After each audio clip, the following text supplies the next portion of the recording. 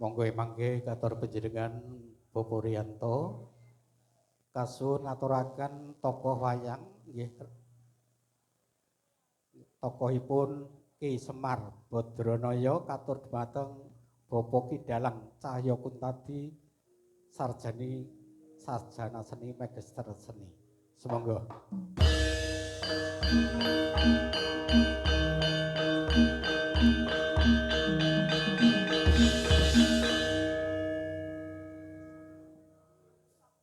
Wis padha tata cara lunung tilambi nurinjih tokoh wayang ingkang sampun dipunaturaken panjenengan Bapak Ki Dalang. Ing pangajab dhumateng para tamu kakung saputri kasuwun nglajahaken lelenggan dumugi paripurnaning pagelaran inggih para sedalu atas mangke dumugi ing tancep kayon. Pramila wijaken menika pagelaran inggih para sedalu atas menika kagiyaraken langsung kalian New SGM Multimedia sarta Kuntadi Channel.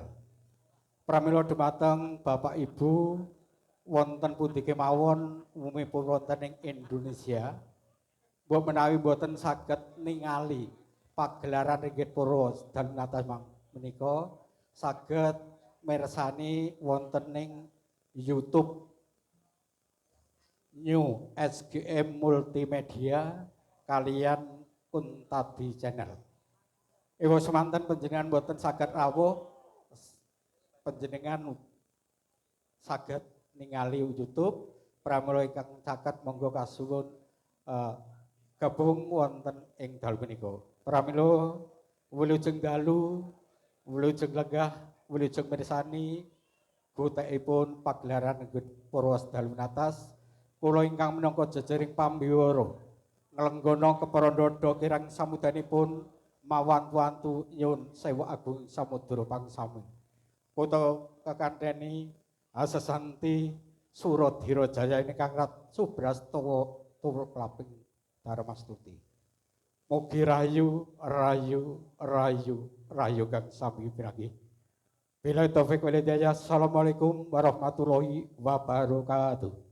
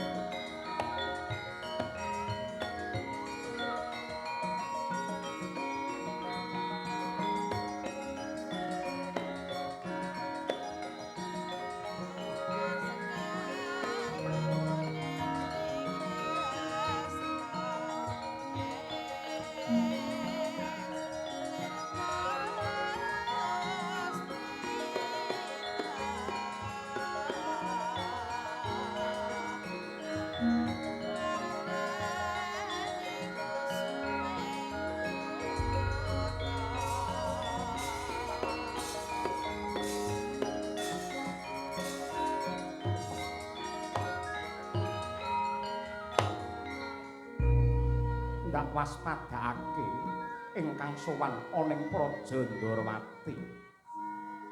Putraku ing Traju Trisna Bama Narakasura ya Sitija. Padha winantu Basuki anggenmu sowan kula. Wah dalah. Dewaji awit saking berkah pangestu Paduka Wilujeng Niskala niring sambi kula anggen kula sowan. Boten langkung sembah pangabekti tandha pengaji-aji mawantu-wantu kunjuk sandhap padha Paduka Kanjeng Rama. Ya ndak tampa gawe bombonging rasa. Katon semengko pengawak Bajra Sigra kang mawa gita Mara gage matura ingkang tetela, baya apa kang dadi wigatining karsa Bama? Andrah ingkang puspita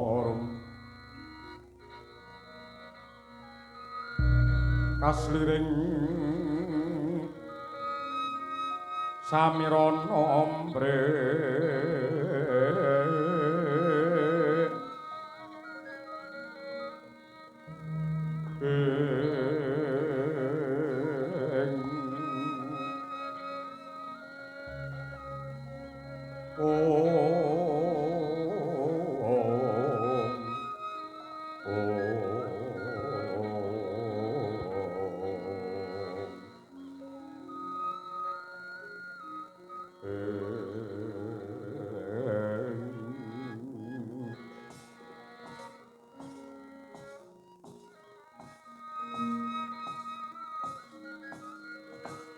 Kawula nuwun sewu.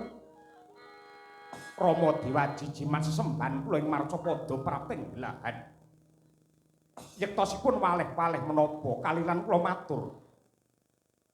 Lan atur kula menika adhedhasar agunging kasetyan lan bekti kula jinejer dados putra dumateng tiyang sepuh nenggih paduka Kanjeng Rama Prabu Ndarawati.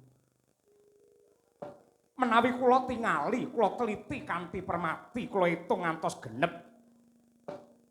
Kula nyawang dumateng kawontenan ingkang kababar ing jagat raya magepokan kaliyan para narendra mandhapipun para sugih ingkang kagungan putra. Ing nyatanipun kathah-kathahipun saksampunipun seda tiyang sepuh kala wau para putra-putranipun malah dedreg malah bantah dredah minggah Pancabakah merga rebutan utawa rayan bondo warisan. Menika sampun kathah tuladanipun. Lah gandeng sampun cetha pratila bilih paduka Dewaji menika Ratu Agung ingkang Berbondo Berbandu. Dasaripun sinung derajat pangkat negari Ndarawati ingkang endah lan sugihipun kados mekaten dereng isen-isen kraton ingkang sedaya menika awis reginipun. Watos sing manah kula Bama tetep nyenyuwun mugi-mugi panjenengan tansah pinaringan panjang yuswa.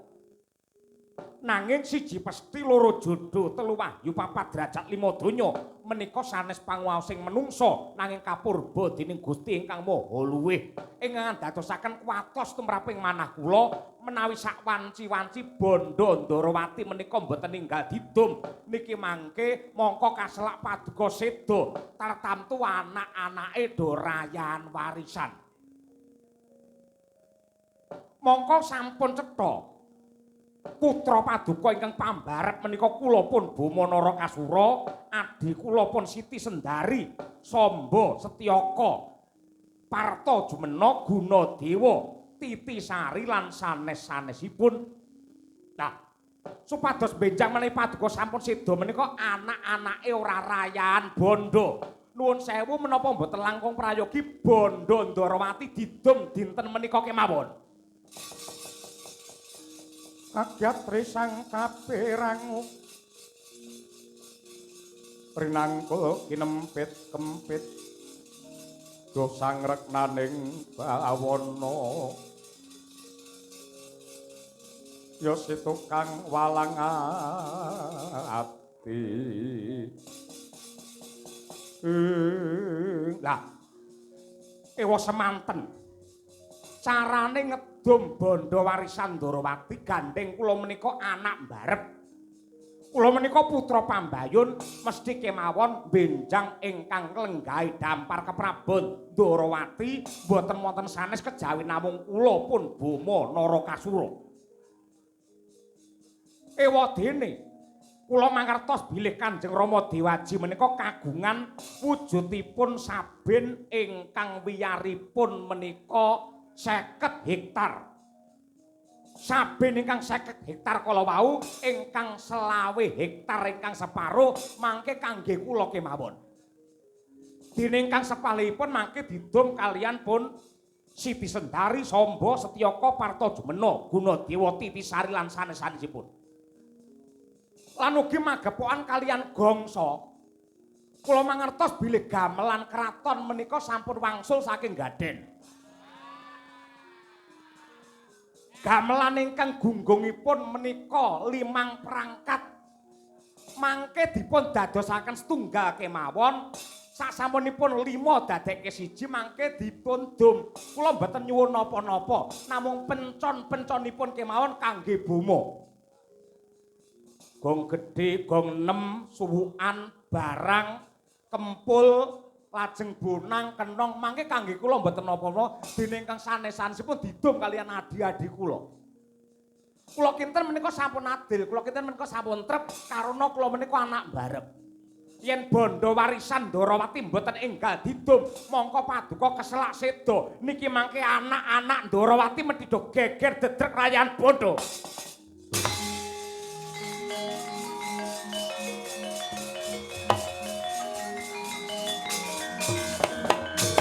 Kunjing langit kelap-kelap katon, lir insanging alis risang mawe gandrung. Sabarang kadulu ukir moyak maye.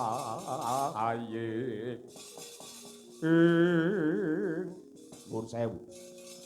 Anak Prabu Buma Narakasura. Kasuwun jengandika medal sawetawis. Monggo petang kaliyan ingkang paman swala bumi. Enten napa medal rumiyin? Kumasanya pratangga windu-wiyat. Ampun lirku mampang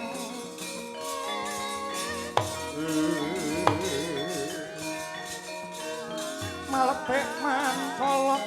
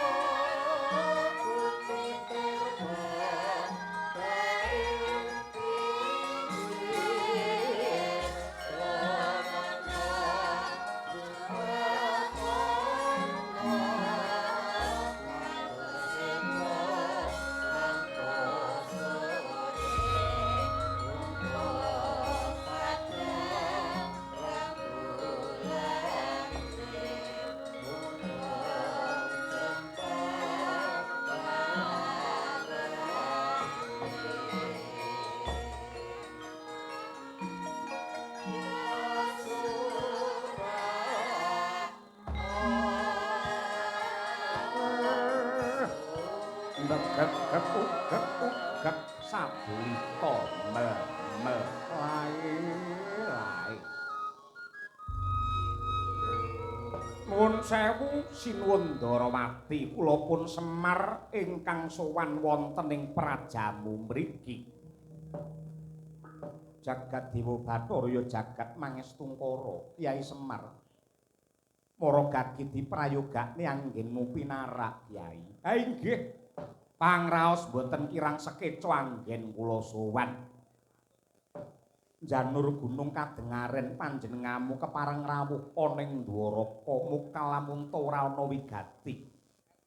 Ingkang ndok kersakake kepiye Kyai Badranaya? Nuwun sewu sinuwun Prabu Ndarawati kula tak nderek matur. Lan mbok menawi wonten lepate ngatur kula diagung pangaksama paduka. Sampun kondang umandang bilih paduka menika socaning rat oboring jagat sing kudune donya niki wontenipun pepadang ning kenging menapa kok malah saya peteng dedet lelimengan. Merga jaman sakniki wis angel golek panutan sing kena kanggo gondhelan lan patuladan. Napa pancen sakniki sampun ngancik jaman kala bendu? Napa sakniki pancen wis ngancik jaman kala bendu? Wong yen dituturi wulang agama ora ana sing gugu. Sing ning dhuwur kudune kena ditiru. Ning akeh-akeh mung mburu nafsu. Ora gagas yen tumindake kleru grusa-grusu lan kesusu sing baku uripe mubra-mubru adol tandha tangan ya mesti payu yen omongan mung gedabrus ora mutu rakyate kon bayar pajek sing regane nekak gulu pejabate malah seneng-seneng karo guyang-guyu nyolong bondo negara ora rumangsa saru yen konangan senengane ngalihke isu diadili jare awake lara lan lesu yen didemo ora gelem metu ora gelem temu malah minggat nggawa sangu nyewa kamar nyeluk wong wedok ayu dibayar 500.000 wong wedok kala wau dijak kendangan dengkul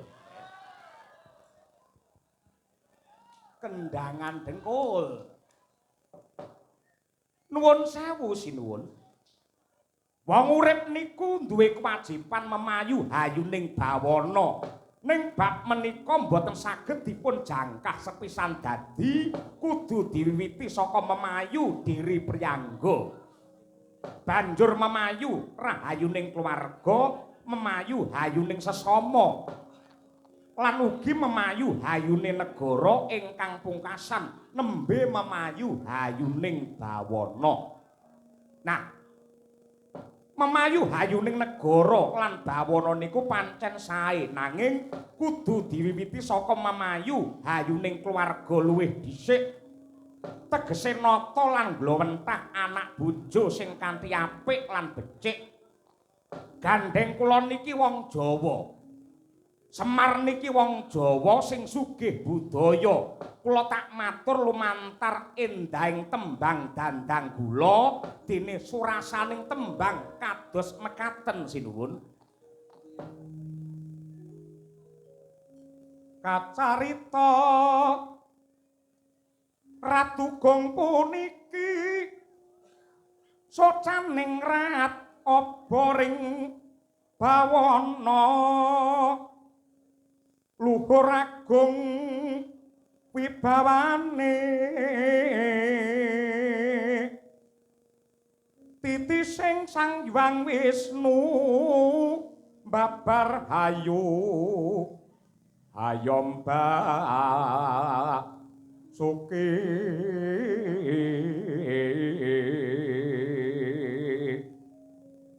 pamongi hambek tomo amung emanipun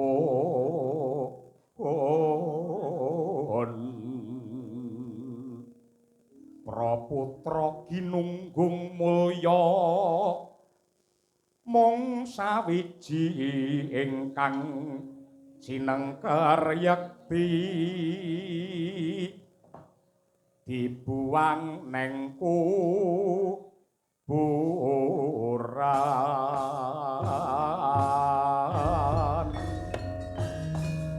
Oh,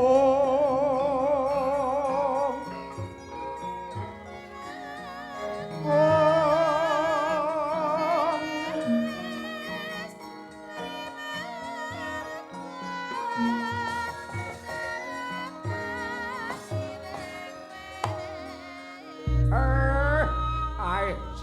Prabu Ndarawati. Kula suwun sampun ngantos gerah ing penggalih. Sampeyan aja lara ati. Kula niki wong tuwa duwe kewajiban ngilikake karo sing enom. Merga sampeyan niku dudu wong saudon saurupan nanging mustikaning para ratu. Sing kudune sak paripolah lan pambegane kena kanggo gondhelan, kena kanggo kaca brenggala tumrape wong akeh. Nyuwun pangapunten.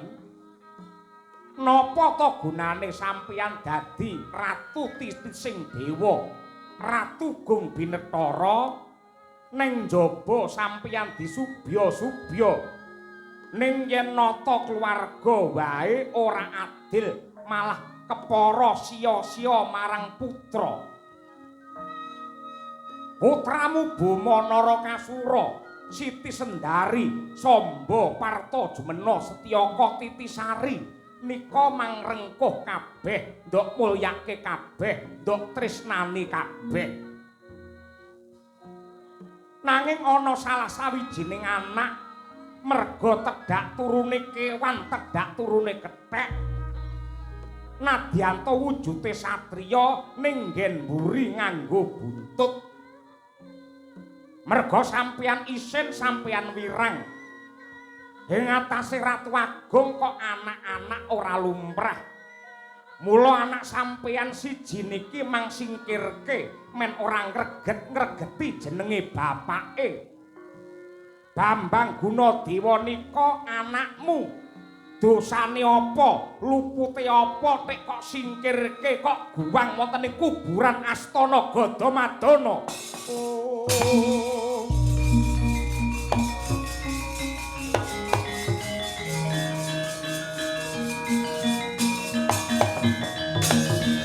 Mangandur lakune ngangin gugur agrane ngarga ora gurnita kagiri-giri ora bumi prakempita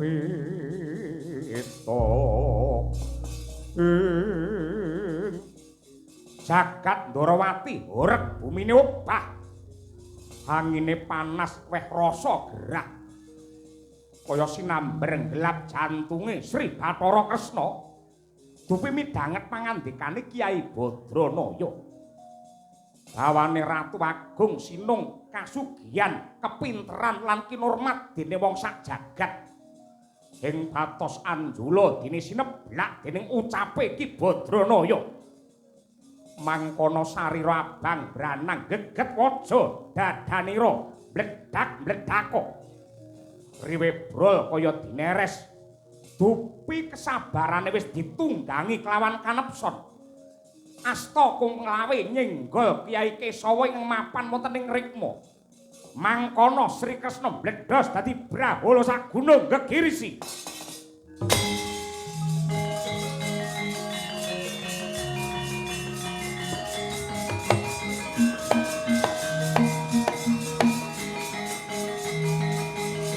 Obong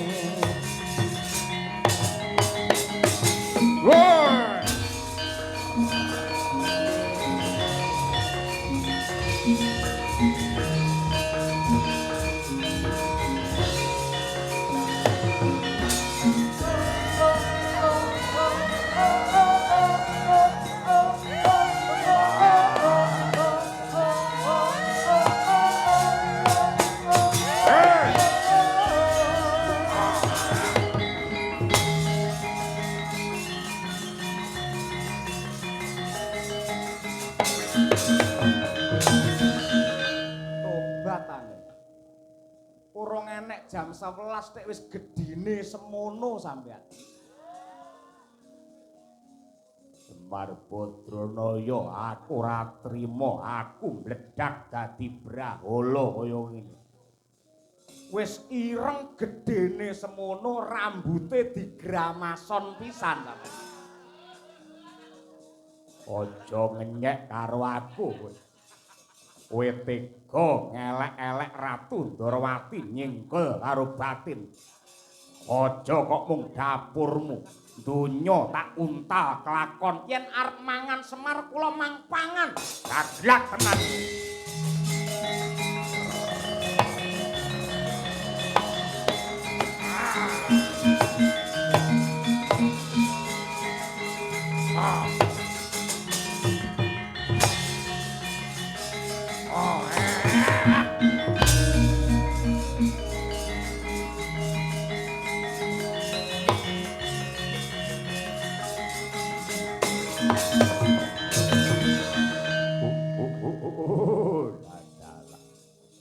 Ngendel-ngendelke nadyan kowe ngaku pamonge wong tanah Jawa ngaku diwonge Jawantah gene ora ngondro sepira Semar wis tak unta swargane mapan ning wetengku kene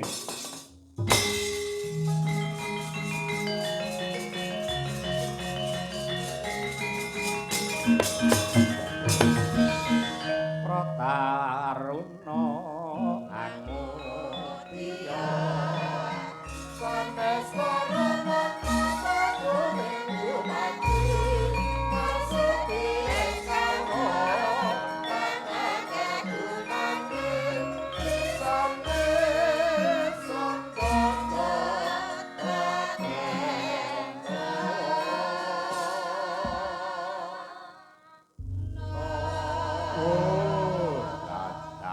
iki lakon apa ing atase wis tak gaglak wis tak untal ya kene malah unuk-unuk metu meneh kowe Semar nggih sak seneng kula arep metu arep mlebu niku urusan kula yahene iki lek arep udan ngeten iki tur hawane sumuk ngeten iki penake nggih metu ngeten iki edan aja-aja kowe dudu Semar Semar sing sejati ana wetengku kowe dudu Semar yen dudu Semar kula sinten aja-aja kowe iae kowe iae pripun kula ni asli kula ni ngawut apa-apa dianggep iae ini lho ora ora tata gaglak meneh kowe mang pangan meleh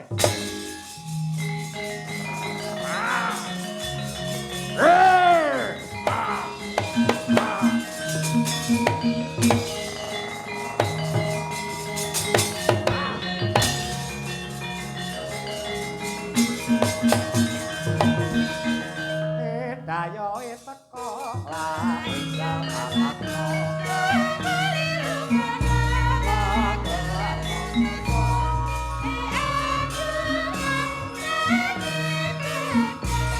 tambalan sadang gawe isen laake golek osalin nanti tono tipe sukuran ansemu memesan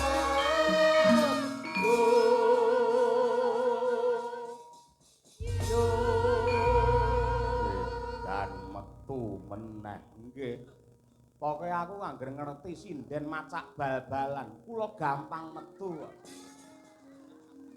diantenan yen pancen ora kena tak gaglak ripalung wale tak getak ajiku gelap sayuta mang getak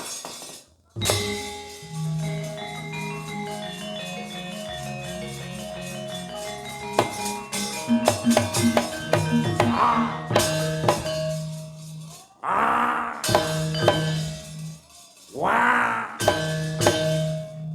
edan sekti tenan kowe duwe daya apa sing bodhone sampean mburi enek sokone ni lho angger manggetak kula balik melih yen arep getak kene golek nggen sing rada amba mriki nah mriki genah Bawira mriki genah Jembar edian malah ning ngarep studio Madangkara sawah amba ngeten iki upama kendang kula iso adoh ya tak tenan kowe manggetak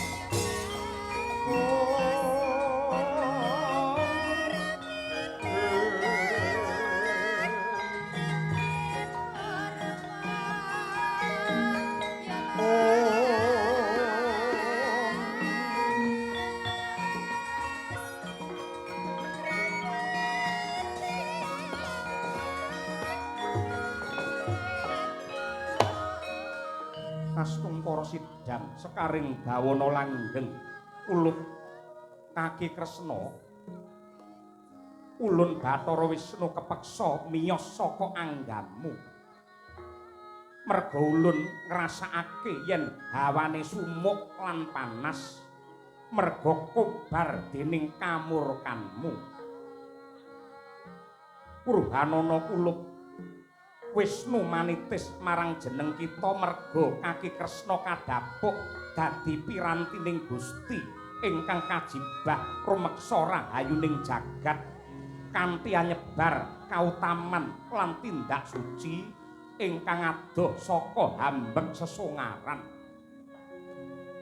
Mongko kabeh tuture Kyai Semar mau becik lan apik kanggo ngemutake marang klerune pakartimu ning malah nduk tanduki sing ora sak mestine mongko Kyai Semar kuwi danyange tanah Jawa pamonge Jiwatama parandene malah nduk sia-sia lan nduk pilara apa rumangsamu dadi Semar kuwi gampang ya apa rumangsamu dadi pamong kaya Semar kuwi gampang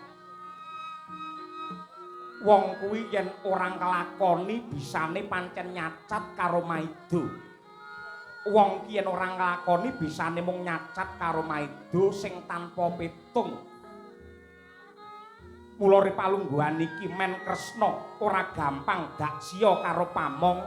Dina iki coba rasakno kaya apa rekasane dadi lurah Semar. Gelem ra gelem karma sing mbok tampa kowe dadi Badranaya.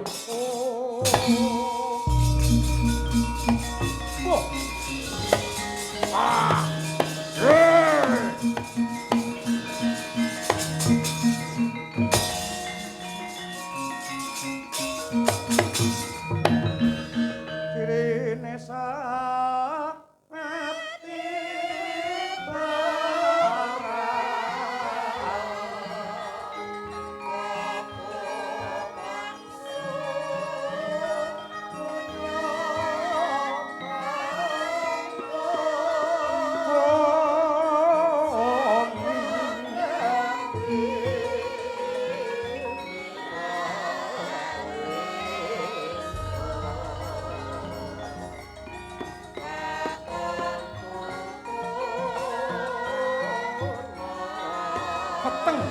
jagat Ndarawati wuntang sunduling tawang sabdane Sang Hyang Wisnu ingkang weh prabawa gumuruh andadekake nata agung Ndarawati jebles Sang Semar Badranaya pramila datan aneh datan muka lamunta Sri Kresna handhaprok kaya linalosan nata bebayune datan mipobah datan musik hanelangsa nutuh diri kembeng-kembeng kang netra kaya-kaya datan kuat anyangga dumateng aboting lelampahan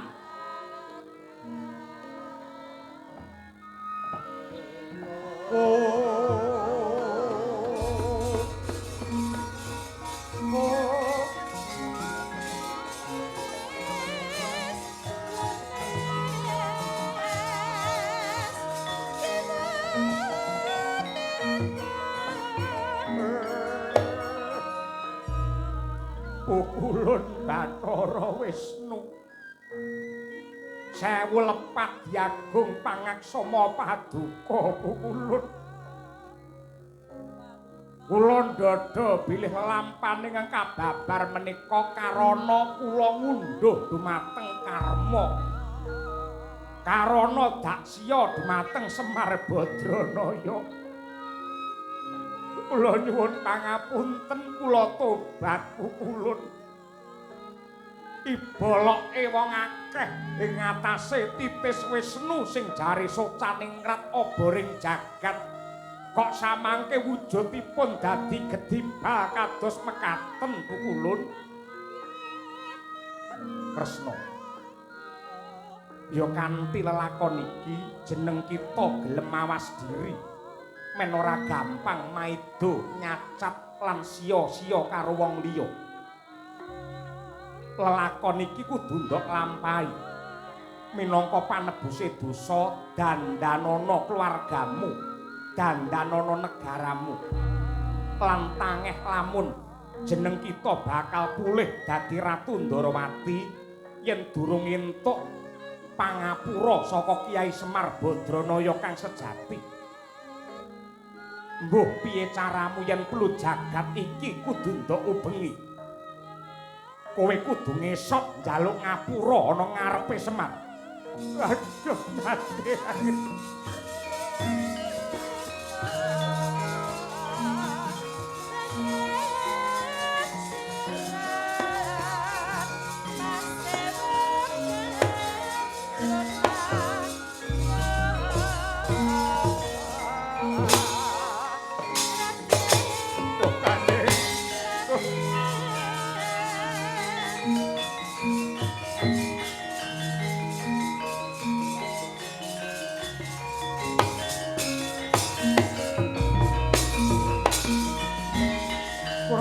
Dewangkara kingkin lir manguswa kang layon benya ilang memanise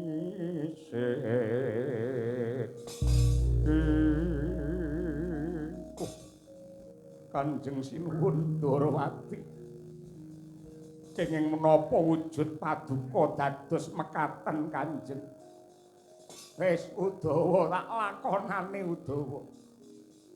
Ya wis kaya ngene iki, unduh-unduhane wong yen gampang nyepelekake lan sia-sia karo wong liya. Aku saiki dadi lurah Semar. Biyen nalika aku urung dadi lurah, aku seneng nyacat, seneng maido karo pamong. Anggere nek raskin ana bantuan, aku seneng matak-matake lurah. Ning bareng dina iki aku kelakon dadi lurah tenan, nyatane abote kaya ngene. Ning ya ora apa-apa, aku ikhlas lahir batin dadi lurah, watone diayomi karo maratuwaku sing jenenge Mbah Wiji ngono. Aku titip negara iki Udawa tak lunga sak paran-paran. Oh, Kanjeng. Kanjeng, wis aja nangis.